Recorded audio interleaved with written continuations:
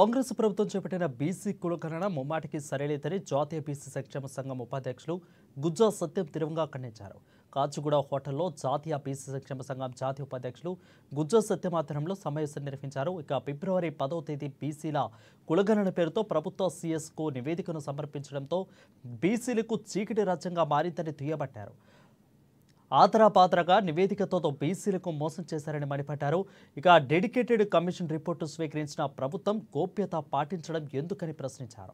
తొలి దశ నుంచి బీసీలకు స్థానిక ఎన్నికల్లో 42% రిజర్వేషన్లు ఏకవేతకు రహస్య ఎజెండా అమలు చేసిందని ప్రభుత్వంపై విరుచుకుపడ్డారు సత్యం.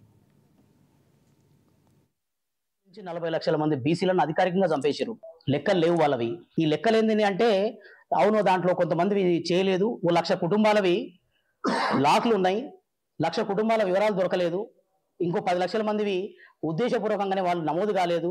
ఇవన్నీ ఒప్పుకున్న ప్రభుత్వానికి ఇంత అర్జెంటుగా చేయాల్సిన అవసరం ఏమొచ్చింది?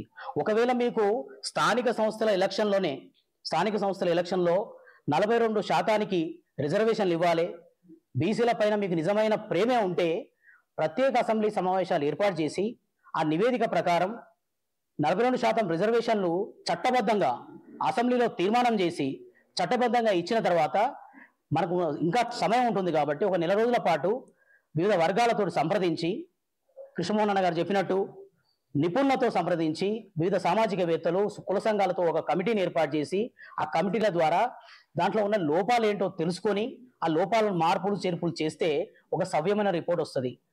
ఈ తెలంగాణ ప్రభుత్వం నిర్వహించిన సమగ్ర కులగణన రిపోర్ట్ ఏదైతే ఉందో అది ఒక్క స్థానిక సంస్థల ఎలక్షన్ల కోసమే పరిమితం కాదు.